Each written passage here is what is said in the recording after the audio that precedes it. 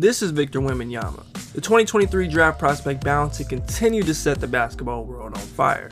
Standing somewhere between 7'3" and 7'5", Wemby's combination of guard skills, movement abilities, and defensive prowess is nothing short of special, and has quickly made him one of the most sought after prospects in at least the last 20 or so years.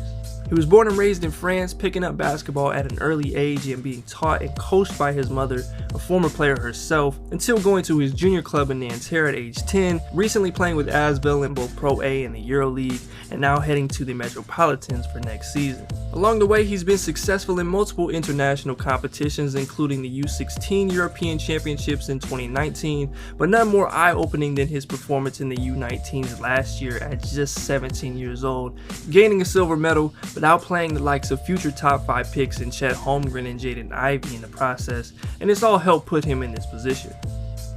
The stats might not jump off the page, but he definitely held his own and made a contribution as a teenager in 2 of the 5 best non-NBA leagues in the world, something that's more than a little different than the EYBL or even a good portion of the college game is giving you. But what is it about his game that makes him the presumptive #1 pick next year and giving him hype years in advance that we just don't see often? It only makes sense to start on defense. Now, a lot of that social media attention is immediately given to the stuff he can do as a ball handler and shot creator, and rightfully so, it is wild. But he should be an absolute defensive menace in the NBA, and this is currently the most impactful part of his game by a decent margin. Whether it's him using his 7'9" wingspan and other natural instincts to protect the rim at elite levels, putting up around 4 blocks a game per 36, or defending on the perimeter and showing off a ton of versatility in terms of coverages, schemes, and in the pick and roll, he's just a step above most teenage prospects that we're pretty much ever going to see. The word generational gets thrown around often, but if there was ever a time to use it, I think now would be a good one. Specifically as a help side guy or rover, he's one of them ones at plays and being a step ahead of what's going on out there, pushed in the back by his man, or while help corner he can perfectly time in into a pin on the glass, ultimately snatching it out of the air and looking something like Mr. Fantastic in the process. Or my favorite, going from defending the perimeter to getting his foot stepped on, throwing him off balance, but deciding he's had enough of this and annihilating not 1, but 2 straight shots.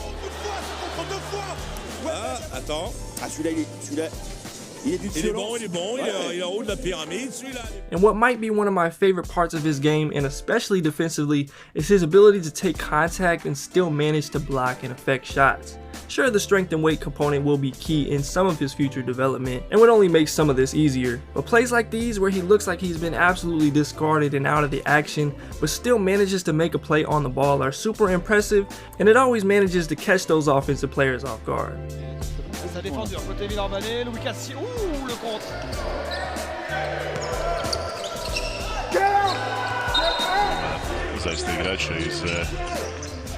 He's a true deterrent that makes players act different on their drives, and while all of this doesn't always show up in the stat sheet, it's supremely important to winning and affecting games.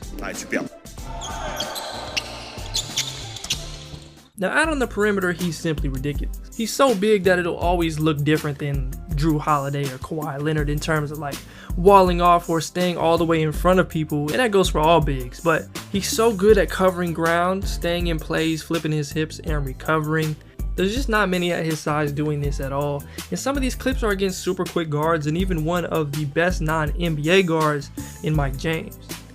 He often came up with blocks on the perimeter, which he parlayed into getting out and running in transition. He rarely misses the opportunity to run the floor after contesting, even looking to kind of cheat and leak out at times, just using that great mobility, ultimately converting stops into scores. Trying to bring out the defense, start things defensively. Wembanyama blocks the shot. What a long reach, and he's off to the races to the fast break. C'est vraiment un joueur avec un devenir incroyable. Merci beaucoup, Michel Verrier. Céline, demandez-lui bien sûr si il peut rester. Là aussi, c'est compliqué de s'ouvrir son shoot à longue distance. Et c'est lui qui va réceptionner le ballon en contre-attaque. Diallo. Wembanyama qui conteste. Regardez encore une fois, ils ont la possibilité de courir. Par-dessus. Mais attendez. Overall, as a defender, it cannot be overstated how impactful he is and can be. In the pick and roll, he can switch, he's a drop master, he could hedge or show if you wanted. He has the length and foot speed to play at the level. And he's also as good as it gets as a help side guy not involved in actions. It's both everything you want from a big on your team and everything you hate game planning for as an opponent.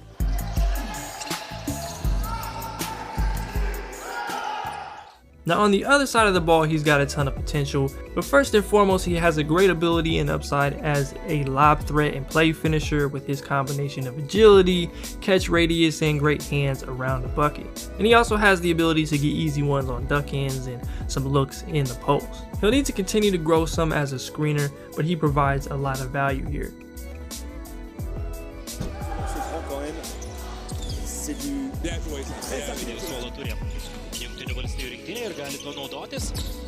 I think this is something he can do more of and immediately be effective at in the league, but he was also often used like a wing out on the perimeter in a lot of ways with Asvel last season. He's not all the way there in terms of his effectiveness as a shot maker or overall creator, but the upside is immense, whether it's going baseline, taking just a single dribble from the deep corner and dunking it all over two people, or getting to his spot off attacking a closeout or on a mid-post speed and using his body for turnarounds. He does a lot of things that a potentially tallest player in the league should not be thinking about, let alone doing.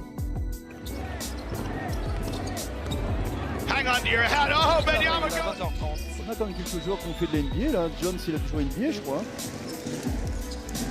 Ah non, c'est qui est trop loin. Wembanyama avec la faute! Another part of his offensive upside is some of his movement shooting. Again, it's still super wild to see someone this size comfortably shooting on the move and having actions ran for him. He's got great feel for when to drift and lift in the corner. They ran him off a few pin downs and flare actions. He showed some of that pick and pop ability as well. It's reminiscent of prospect Porzingis in a lot of ways. He just hasn't had quite the shooting splits yet. Bokobo sur sa main gauche, il arrive à driver, à ressortir. Wembanyama, tir difficile dans le corner, mais il n'y a rien. A lot of his game offensively on the perimeter is still a work in progress. He's not out there getting you KD Texas buckets despite what a highlight mix might suggest at times, but the potential to improve quite a bit is there. And we won't spend too much time on it, but he's also got really nice feel as a passer. It remains to be seen just what level he reaches in this area, but he's already pretty unselfish and a good ball mover. And some of the plays he's made, seeing things before they happen, throwing it behind the back, leading the break, and making post-entry passes are all enticing. And for me personally, this might be the element of his game I'm most interested to see over this next year and heading into his first couple years in the league.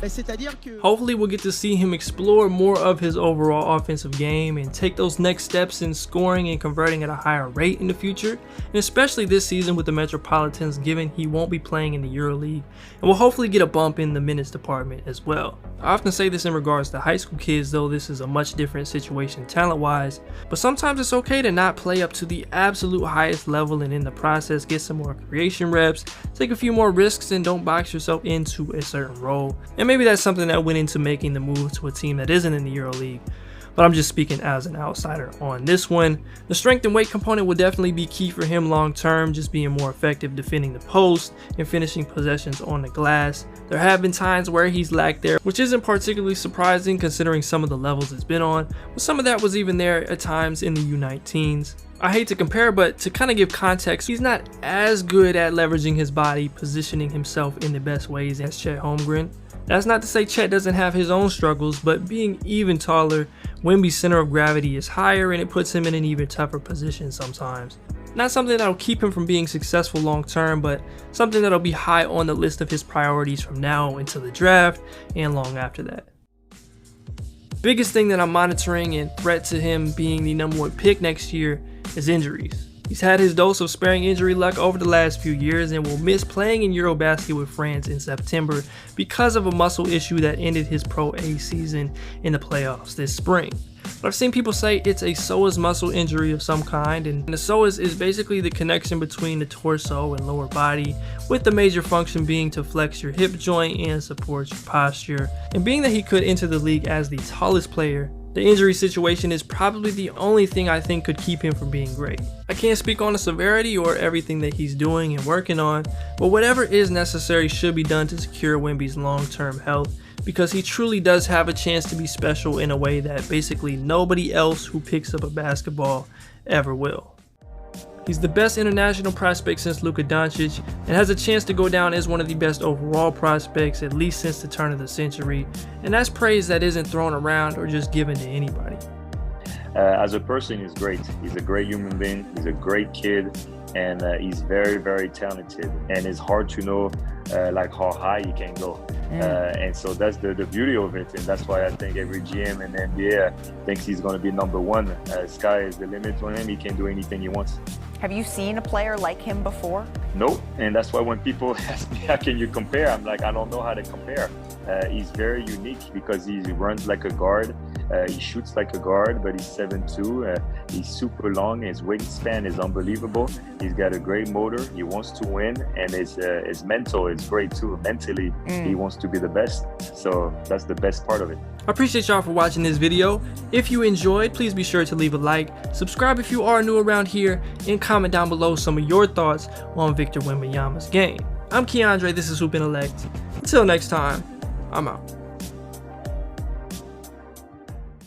I can't imagine my life without basketball, and yeah, it's more than a passion, it's like a lifestyle.